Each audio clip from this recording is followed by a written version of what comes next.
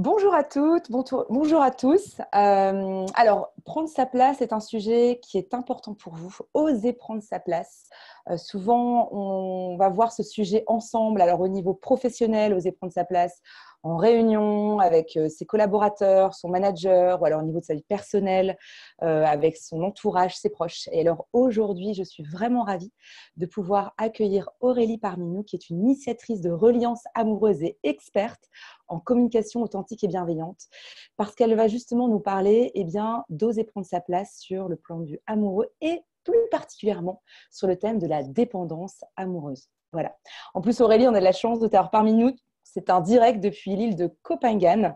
Alors, je suis allée sur cette île il y a 3 mois. C'est une île absolument paradisiaque dans le sud de la Thaïlande. Alors, je te propose, Aurélie, tout simplement, de te présenter.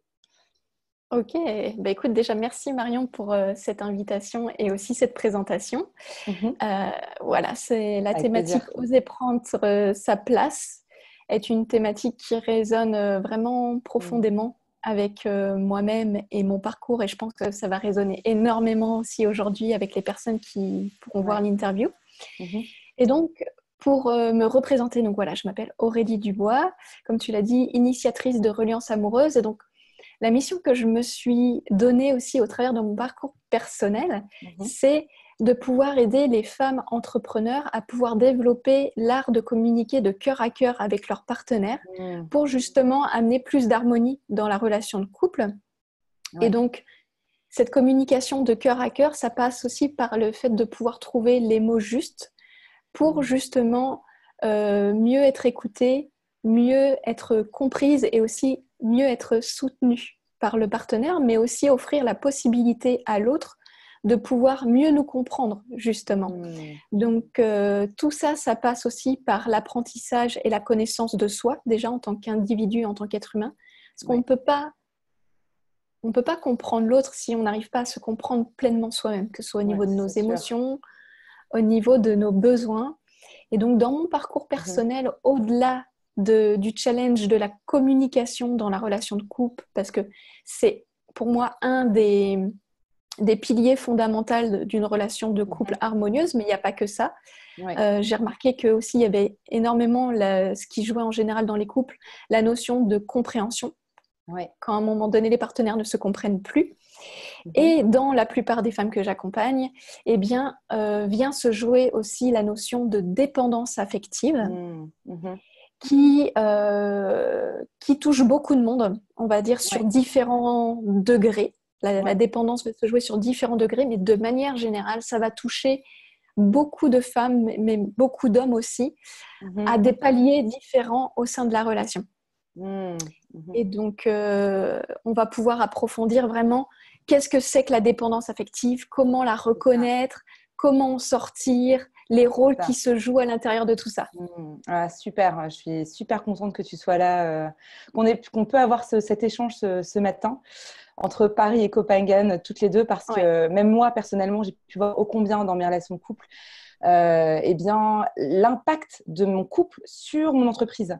C'est-à-dire, c'était l'un dans l'autre, c'est-à-dire que mon entreprise était impactée par mon niveau de bien-être, qui était impactée par ma relation avec mon conjoint, qui était impactée avec la relation que j'ai avec moi. Enfin, tout était relié et puis, cette notion de dépendance, à quel moment, comme tu dis, voilà, on reconnaît que c'est une relation qui ne nous correspond plus, qui peut être toxique pour soi, pour l'autre, pour notre entreprise quand on est entrepreneur, parce que ça a un impact, évidemment, ça s'incarne aussi dans ce qu'on construit, ce qu'on produit, nous aussi, en tant que femme entrepreneur, ou même, Ouais. même si on est salarié, je veux dire, ça peut être aussi dans nos relations avec les autres, ou ce qu'on produit même au travail, je veux dire, dans l'entreprise. Et c'est ça, je trouve que ça va être intéressant de voir avec toi, justement, à quoi on va reconnaître la dépendance affective. Parce que des fois, on a cette fine ligne, tu sais, en disant « Mais non, mais je suis attachée. » C'est un attachement qui est sain ou est-ce qu'au contraire, ça devient toxique? Et c'est là où, des fois, on est un peu sur la fine ligne, ou la bascule, en disant « Oui, mais à quel moment je me perds un peu dans une relation et ça commence à me desservir moi, l'autre et la relation, et puis tout ce qui est autour de moi aussi, tu vois. » Donc, je te redonne le micro pour que tu puisses nous donner quelques billes. Ouais. Écoute, déjà dans ce que tu as partagé, tu as déjà soulevé des éléments, en tout cas des pistes qui D'accord. pourrait permettre de voir si on est dans une dépendance affective. Tu as parlé de se perdre dans la relation. D'accord, ouais. Et donc, dans mon expérience passée et chez les clientes que j'accompagne, il y a ce côté, dans un premier temps, qui résonne chez tout le monde, c'est le fait d'énormément donner et peu recevoir en retour. Dans le profil de la dépendance, surtout dans le rôle du réservoir d'amour percé, que j'appelle ça, je pourrais t'en dire plus tard. Ce réservoir d'amour percé, c'est typiquement la personne qui ne s'aime pas suffisamment et donc va constamment rechercher l'amour à l'extérieur d'elle, au travers du partenaire, au travers des collègues de travail, au travers des membres de la famille. Et pour obtenir l'amour des autres, eh bien, elle va avoir tendance à sacrifier son propre bien-être et son propre bonheur et de faire passer les besoins des autres avant les siens. Parce que justement, c'est comme si on avait tous un réservoir d'amour à l'intérieur de nous.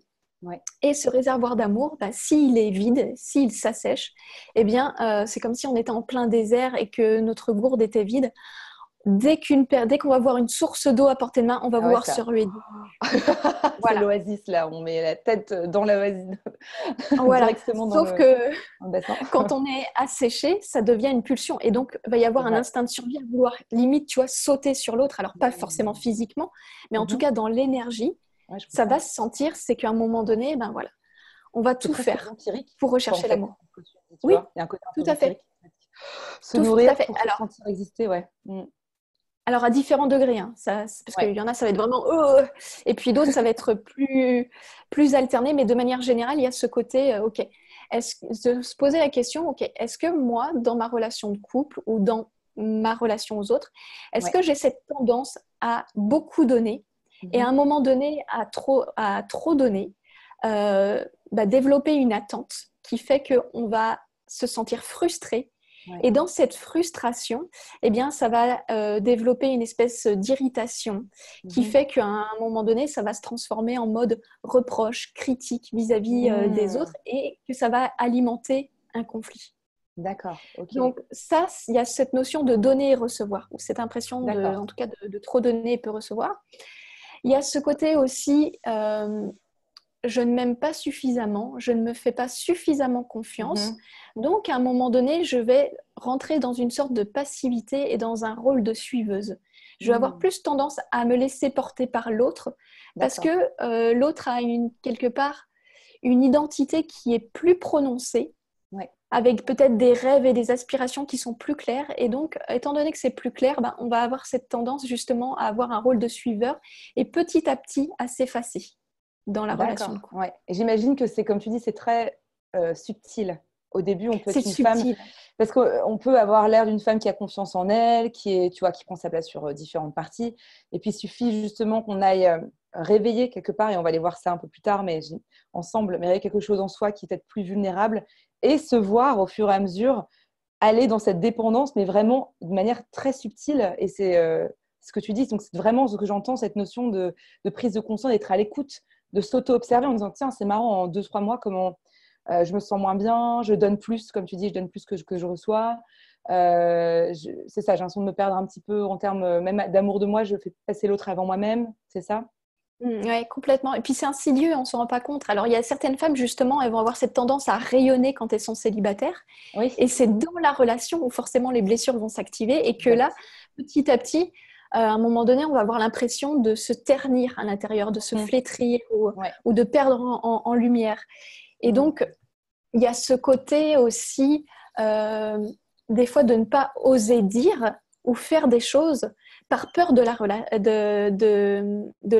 on va dire, du comportement de l'autre, de la réaction de l'autre. Par peur peut-être de sa colère ou de son jugement. On va se réfréner dans nos élans de vie, dans le fait de ne pas oser dire ou faire certaines choses, de ne pas exprimer ou mettre en avant nos besoins, nos désirs ou de faire des demandes. Il y a souvent cette difficulté à oser demander clairement les choses. Une difficulté aussi à dire non. Dire non, parce que dire non, ça laisse sous-entendre que l'autre pourrait ne plus nous aimer. Et donc, en général, il y a cette peur de ne plus être aimé des autres, peur d'être abandonné, peur d'être rejeté. C'est ça, Et donc là, on en vient à la source, la fameuse source de la dépendance. C'est ça. Donc, ça serait la cause fondamentale, c'est ça? Ça La serait en cause fait. fondamentale, voilà. C'est lié à des blessures d'enfance Ouais, par rapport à des choses qui se sont produites.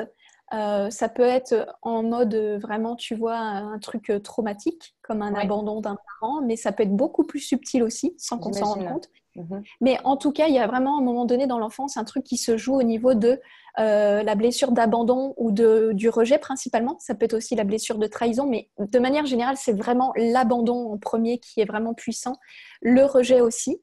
Et puis après, D'accord. c'est de se poser la question, c'est de voir qu'à partir du moment où cette blessure est activée, Ouais, eh bien, il y a un schéma qui va se reproduire c'est ça. dans les relations. C'est de se dire aussi, ben, si on est dans une dépendance affective, il suffit de se poser ces questions. OK, est-ce que j'ai tendance à Mhm. répéter les mêmes schémas relationnels Ouais. malgré que j'ai été avec des personnes différentes?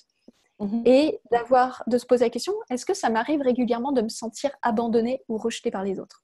Ouais, Ça, c'est encore un indicateur. Et donc, voilà, comme je disais, la source de la dépendance affective, c'est ouais, la blessure d'abandon et de rejet qui va venir toucher le manque de confiance et le manque d'estime de soi. Et donc, pour c'est moi, ça. la source de tout ça, c'est déjà de revenir dans le fait de réalimenter son réservoir d'amour en Ouais. confiance et estime de soi.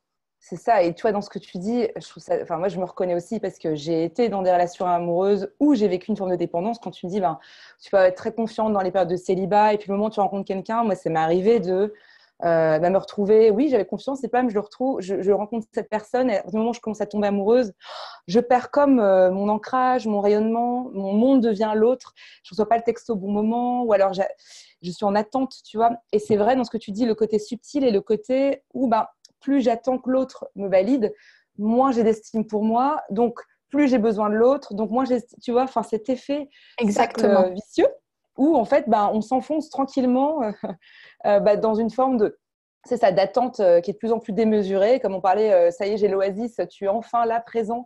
Et là, on capitalise tout sur ce moment-là. Et puis, et ça crée comme des attentes qui sont, oui, démesurées, en fait, à un moment donné, Ouais. par rapport à ce que la relation peut offrir à ce moment-là, en fait. Ouais. Euh, alors, justement, donc, on a parlé de la cause fondamentale. Quels sont comment toi on a parlé aussi un petit peu de comment identifier. Est-ce qu'il y a des choses que tu veux ajouter en plus sur comment il peut identifier ou est-ce que tu penses qu'on a déjà bien vu le... euh, Je pense que j'ai vraiment donné Ouais, c'est ça. la teinte C'est générale ça. sur lesquelles on peut se retrouver vraiment tous. Et puis après, comme je disais, il y a des degrés, il y a des C'est ça. paliers de dépendance. Ouais. Parce que la dépendance affective, on peut considérer que c'est comme une névrose. Alors, névrose, c'est un mot qui fait peur, Ouais. mais On est tous un peu c'est névrosés, pas tu le sais, cas. je pense. Voilà, voilà, Qu'on se rassure on toutes est là, tous celles un qui nous peu. regardent. C'est bon. Du moment qu'on est Donc, conscient, voilà. ça va. Oui, Voilà, et puis on peut traverser. même après, le but aussi justement de cette interview, c'est de se dire, OK, si on avait un doute par rapport à cette notion de dépendance, ben, C'est ça. ça va le révéler. Et si on n'en avait pas du tout conscience, ben, de pouvoir commencer à se poser les bonnes questions pour s'offrir l'opportunité de Bah oui, bien pouvoir sûr. casser ce, Ça, ce c'est schéma, puisque la belle nouvelle. voilà, Ouais, là, tu vois, je parle en mode un peu gentil, même si déjà c'est souffrant sur le long terme, ce schéma-là dans ouais, la relation. bien Mais sûr. en termes de névrose, tu vois, on peut dire sur une échelle de 1 à 10, Ouais, il y a des piliers, quoi. Pour moi, il y a vraiment, on va dire en moyenne, 3 stades où justement on se perd dans la relation. Mais à un d'accord. moment donné, si on monte en intensité au niveau de la névrose, parce que justement les blessures sont extrêmement profondes, Mais oui. eh bien, on peut tomber dans des types de dépendance où on en arrive même Mmh. à des relations qui peuvent être violentes. Alors, Mhm. ça peut être violente verbalement, violente physiquement, violente Ouais, c'est ça. psychologiquement, où à un moment donné, cette dépendance est tellement forte que Ouais, on se voit, en fait, on ne voit pas sa vie sans l'autre. c'est ça. Et donc, on peut en arriver à des notions de chantage affectif, dans le Mmh. sens si tu me quittes, je me tue. Ouais. Ou alors, si tu me quittes, je te tue. Ah Il y a oui, ça dans ce sens-là aussi. ça va, oui. Donc ça peut En aller effet, c'est extrêmement extrême, ouais. loin. Ou Mmh. ouais, tout à fait. Où j'ai vu des femmes même qui ont été en danger physique à plusieurs reprises et Ah là là. malgré tout, elles restent Ouais. tellement c'est puissant. Bah, Et ça... donc ouais. Ouais, vas-y, dis-moi. Vas-y, vas-y. Et donc j'ai envie de dire en fonction aussi de degré de dépendance, un accompagnement sur le fait de reprendre confiance en soi Retrouver estime de soi, ça va le faire. Et à un moment donné, dans ce genre de level, va falloir vraiment faire un travail de guérison en Bah oui, profondeur c'est ça. pour s'extirper de ça. Parce Parce que ce que que, ouais. ou tu voulais dire, Marion? Vas-y, dis-moi. Non, non, non. Parce que j'allais dire, malgré ce que l'on pense, ça arrive qu'on vienne vers moi, qu'on me dise, oui, Aurélie, mon compagnon me dit que je suis dans la dépendance affective, ma compagne me dit que je suis dans les dépendances affectives. Les deux y sont.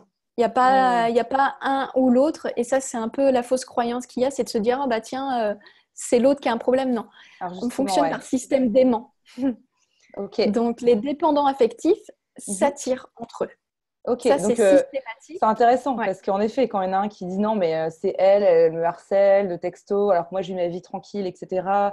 Enfin, ou se voir soi-même en fait, se culpabiliser en disant c'est moi qui est dépendant, je me rends compte que je suis dépendante de cet homme, de cette personne, quelle qu'elle soit en fait. Et en fait, et là on se culpabilise, on se sent presque honteuse, ou honteuse si on a un homme, mais et c'est intéressant ce que tu dis parce qu'on se rend compte que c'est un jeu relationnel en fait. C'est un schéma qu'on Complètement. co-crée ensemble et qui vient certainement aussi nourrir l'autre personne. Oui, ouais, complètement. Alors, est-ce que tu peux nous expliquer un petit peu justement ces types de dépendance? Ouais. Ben, si tu veux, c'est comme je te disais tout à l'heure, il y a cette notion de réservoir d'amour Ouais. où il y a celui qui va prendre le rôle du Mhm. réservoir d'amour percé. Donc, c'est celui qui ne sait pas remplir par soi-même son réservoir d'amour. De toute façon, ni l'un ni l'autre ne savent remplir le réservoir d'amour. D'accord. Sauf que il y en a un qui ne sait pas remplir son réservoir d'amour par lui-même et donc il va Mhm. dépendre de l'autre. Sauf que comme le réservoir d'amour est percé, ben, ça coule tout le temps. Donc il faut toujours qu'il retourne, qu'il aille chercher de l'amour tant qu'il n'a pas colmaté son réservoir, donc guérison des blessures, et Ouais. appris à remplir de manière autonome son réservoir d'amour. Et donc ce réservoir d'amour percé, c'est celui qui va toujours donner, donner, donner dans l'espoir de recevoir. Mhm. Et puis, il y a l'autre qui va prendre justement le rôle, hein, parce que tout s'équilibre, tout est une question de balance. Mhm. S'il y en a un qui prend ce rôle-là, eh bien, le deuxième rôle, ça va être le réservoir d'amour fermé. C'est-à-dire, ça va être Mhm. celui qui va, par, par peur de souffrir, Ouais. va se fermer, va se protéger. D'accord. Et donc, c'est un jeu de rôle qui marche extrêmement bien, puisqu'il y en a un Ouais. qui va constamment donner et l'autre va constamment prendre et très peu donner en retour. Ouais. Et donc, forcément, ça crée une espèce de beau schéma de Ben oui. cercle vicieux où chacun s'alimente l'un et l'autre. Donc, il n'y a pas c'est la faute de l'autre, on est chacun 100% responsable dans le rôle que l'on joue et qu'on alimente avec Ouais. l'autre. Parce que si à un moment donné, il y en a un qui décide de colmater son réservoir et d'apprendre à le remplir par soi-même, il Mhm. stoppe le jeu et le C'est jeu va ça. changer. Et voilà, ça c'est la clé à la liberté. Et alors j'ai une question, est-ce qu'on peut être à la fois le réservoir percé et dans une autre relation, le réservoir fermé? Complètement. Parce que ce que j'ai Complètement. remarqué, c'est-à-dire qu'on peut être une personne concrètement, par exemple, qui veut absolument avoir des nouvelles de l'autre, a envie de se sentir aimée, de se sentir vraiment, tu vois, dans une relation qui la comble, qui est harmonie. Puis d'un seul coup, elle rencontre une personne qui est prête à l'aimer, qui est présente pour elle, etc. Et là, elle se voit un peu fuyante en disant non, mais pourquoi cette... Ben, parce qu'on sort du schéma en fait habituel d'être la personne qui court après ou de ne pas avoir Mm. ce niveau d'amour qui arrive, comme tu dis, alors voilà, qui est colmaté, qui peut être rempli. Et donc, on peut avoir ces deux rôles, Oui, tout justement. à fait. D'une relation à l'autre, ça peut changer parce qu'il suffit que, par exemple, tu vois, moi, pendant des années, j'ai Ouais. été ce panier percé, Mhm. quoi, ce réservoir d'amour percé. Et puis, il m'est arrivé une fois de rencontrer un réservoir d'amour encore plus percé que le mien. Ok. Et donc, qui était comme ça vis-à-vis de moi, à vraiment demander, demander, demander. Et puis, ben, Mhm. à un moment donné, quand tu sens cette pression intérieure sur tes épaules de devoir satisfaire l'autre, Ouais. à un moment donné, ça te fait peur parce que tu te sens étouffé. Et donc, Mhm. c'est pour ça que d'une relation à une autre, soit tu vas être demandeur, soit à un moment donné, tu vas vouloir de plus en plus prendre Ouais. tes distances parce que justement, tu sens que l'autre est trop en demande et trop en dépendance. Mhm. Et puis, ben, plus tu t'éloignes, plus l'autre va vouloir s'accrocher et plus l'autre s'accroche et plus l'autre va s'éloigner encore plus, tu vois. Ouais. Mais Ouais, les je vois deux ce que sont tu veux dire. possibles. Les Ouais. deux sont possibles, ouais. Ouais, Mm, mm. ouais, complètement, ouais. Parce que ça m'est aussi déjà arrivé d'être dans ce schéma. Donc, je comprends tout à fait. Et c'est vraiment l'auto-sabotage, en fait, hein. C'est fou de se dire qu'on a tellement envie d'être aimé et d'aimer pleinement. Et quand on a enfin cet amour, mais comme tu dis, si on a en face de nous un réservoir encore plus percé que le nôtre, eh bien, quelque part, on se retrouve encore dans on n'arrive pas à recréer une situation. Ben, on est dans une relation, hein, mais on peut justement vivre quelque chose d'assez harmonieux. On peut vivre cet état d'amour qu'on cherche autant et on arrive à naviguer autour et à se retrouver dans un déséquilibre à nouveau. C'est d'où l'intérêt, et ce que tu dis vraiment, Aurélie, c'est d'aller chercher plus profondément, d'aller voir où se trouve au fond de ce réservoir, de pouvoir vraiment le soigner, le chérir, lui donner de l'amour, enfin le colmater, parce que sinon, c'est un peu courir après l'eau, d'une oasis à une autre, quoi.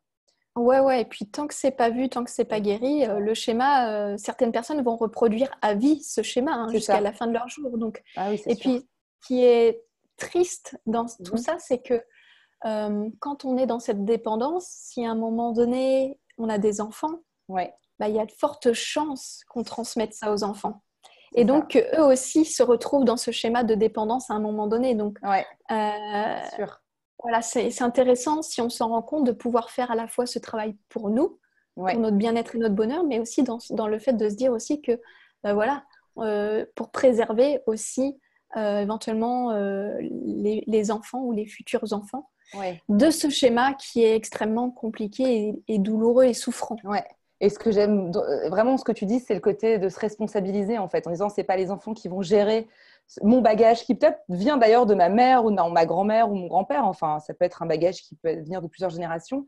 Mais ce que j'adore, c'est la notion de s'auto-responsabiliser en disant je choisis dans cette vie de bien vivre ma vie, de pouvoir avoir des relations harmonieuses avec moi, avec les autres. Et puis, le bonus, et encore mieux, si j'ai des enfants, c'est que mes enfants n'auront pas à gérer ça, ou s'ils doivent le gérer un jour, je vais pouvoir leur expliquer mon parcours et des outils possibles pour eux, tu vois. Et ça, j'adore cette notion-là. Super. Alors, qu'est-ce que tu aurais comme outil pour aller plus loin, en fait? Est-ce que tu aurais des... C'est là pour aller sur le sujet, pour alors, tu vois alors, on en a déjà un peu évoqué, hein, étant donné que la source, c'est la peur de l'abandon ou du rejet. Donc, il y a un moment donné un travail inévitable sur les blessures. Et donc ça, c'est compliqué de le faire seul. Ça demande forcément une aide et un miroir aussi pour pouvoir aller travailler ça. Mais déjà, de soi au quotidien, eh bien, c'est vraiment de pouvoir s'observer sur déjà la manière dont on se traite nous-mêmes. Tu vois, tu te lèves le matin, c'est intéressant d'observer ces pensées. Ok, comment tu te traites au quotidien, comment tu te considères, comment tu te vois. Est-ce que tu as tendance à t'encourager, te chérir, ou au contraire, est-ce que tu as tendance à te juger, te faire des critiques, te faire des reproches, puisque au final, l'autre n'est que le miroir de la manière dont on se traite. Ça, c'est tellement vrai. Donc, pour moi, ça passe par là. La première étape de guérison, ça passe par un processus d'observation. Déjà, de prendre conscience, et ça peut être tout simple, hein, ça peut être de prendre un carnet de notes et de se dire, ok, tiens, je vais jouer le jeu, ne serait-ce que pendant une semaine, de voir quelles sont les pensées que j'entretiens à propos de moi, à propos de la vie, à propos de la notion du couple, à propos des rôles aussi de l'homme et de la femme au sein du couple, et de voir comment je me traite. Et puis après, c'est de se dire, ok, plutôt que d'être dans la dépendance et dans l'attente de recevoir de l'amour de l'extérieur, de recevoir de l'approbation, de la douceur, de la bienveillance, ok, qu'est-ce que je peux faire concrètement déjà pour m'en donner moi-même de manière autonome? C'est ça, c'est ça. Donc pour moi, la clé est là. Donc ce que j'entends, c'est l'observation de ses pensées, de comment on se traite, d'aller noter les phrases récurrentes, comment je me parle au quotidien. Et puis j'aime bien cette notion, donc sa relation avec soi, et puis aussi les croyances qu'on a par rapport au couple. Tiens, le couple, c'est quoi pour moi? La relation homme-femme, c'est quoi pour moi? D'aller noter tous les mots qui me viennent comme ça naturellement, et puis ensuite d'aller se traiter avec douceur et bienveillance, de revenir à soi, revenir à soi. Et oui, ça, c'est l'éternel retour à la source. On parle de l'oasis, mais en fait, l'oasis, c'est déjà en nous, quoi. C'est ça, en fait. Complètement. D'aller la redécouvrir, cette oasis, de pouvoir d'aller... parce qu'elle est déjà en nous, et ça, c'est... je trouve ça... c'est ça. Mais il faut la redécouvrir. D'où C'est ça. l'importance d'avoir des personnes comme toi, tu vois Aurélie, des expertes dans la matière qui peuvent justement venir accueillir la personne, la femme qui, ou entrepreneur ou non d'ailleurs, mais qui, toi peut-être plus les femmes entrepreneurs, parce qu'il y a vraiment ce lien aussi qui est très pertinent avec l'entreprise, l'entrepreneuriat, mais d'aller justement faire effet miroir et de pouvoir aller voir voilà, avec toute ton expertise, ton expérience, bah, tiens, les différents trous dans notre réservoir pour pouvoir les colmater avec amour et bienveillance. Donc, Mm. super. Alors, si on va aller encore plus loin avec toi, Aurélie, qu'est-ce que tu nous proposes? Est-ce que tu proposes des séances? Est-ce que tu as, il me semble que tu as un webinaire? Enfin, puis je vais pouvoir mettre tous les liens en dessous, dans le post avec la vidéo. Ouais. Alors, pour aller un peu plus loin, vraiment pour tout savoir sur la dépendance affective, les jeux de Oui, rôle, tout ça, parce que là, je ne pouvais pas tout dire, mais bien sûr. donc il y a la possibilité de rentrer dans un webinaire où je transmets toutes les informations. Ah, Donc, génial. je te donnerai le lien. Comme ça, là, vous rentrez dans le webinaire. À la fin du webinaire, vous savez tout. Il y a plus de doute. Tout est clair, tout est limpide, tout est simple. Top. Il y a vraiment tout que je transmets. Et puis, après, pour les femmes engagées à passer à l'action, puisque c'est ça, pour moi aussi, Bah, oui. dans les clés, c'est qu'il y a la notion de responsabilité et d'engagement. Mhm. S'il n'y a pas ces deux choses-là, on reste Mhm. dans cette passivité Ouais. jusqu'à ce qu'à un moment donné, il y ait cet élément déclencheur d'urgence qui vienne nous toucher. J'ai Mhm. enchaîné des relations et il a fallu, à un moment donné, avoir une énième situation extrêmement violente pour que ce soit plus simplement ce truc de j'en ai marre, mais j'en Ouais. ai marre d'en avoir marre. Ah oui, c'est Tu ça. vois, c'est ça, Ouais. j'en ai marre d'en avoir marre. Donc, il y a Mhm. beaucoup de femmes qui viennent à moi, qui me disent Aurélie, j'ai envie de changer. Et en fait, Ouais. intérieurement, elles ne sont pas encore prêtes. Peut-être. Mhm. Et il y a pas de bien ou de mal, c'est Ouais. complètement OK. C'est juste que Question de peut-être elles ne sont pas allées timing. encore jusqu'au bout. Donc, Mhm. après, à l'issue du webinaire, pour les femmes qui veulent aller plus loin, je propose un entretien Mhm. privé Super. gratuit Ouais. où on design un plan d'action ensemble pour Mhm. qu'ensuite on l'implémente ensemble ou alors qu'elles l'implémentent de leur côté. Mais en tout cas, voilà, cette proposition, c'est pour les femmes vraiment engagées à passer à l'action. Et Génial. ça, Eh ce ben, sera écoute, proposé dans le webinaire.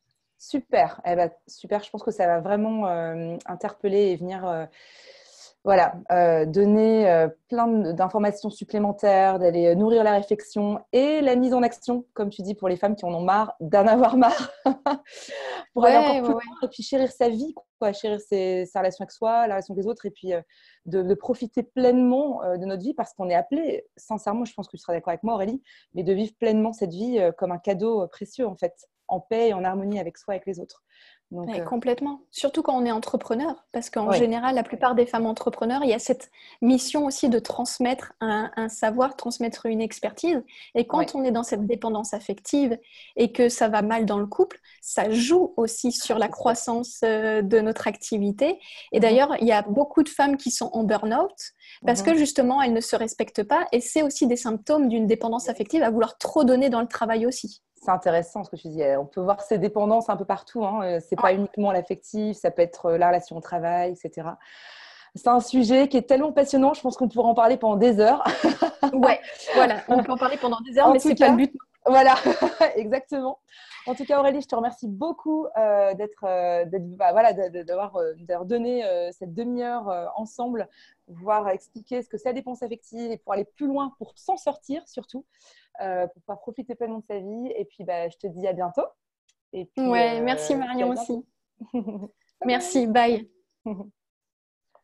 Bon, alors je vais maintenant, c'est bien le carré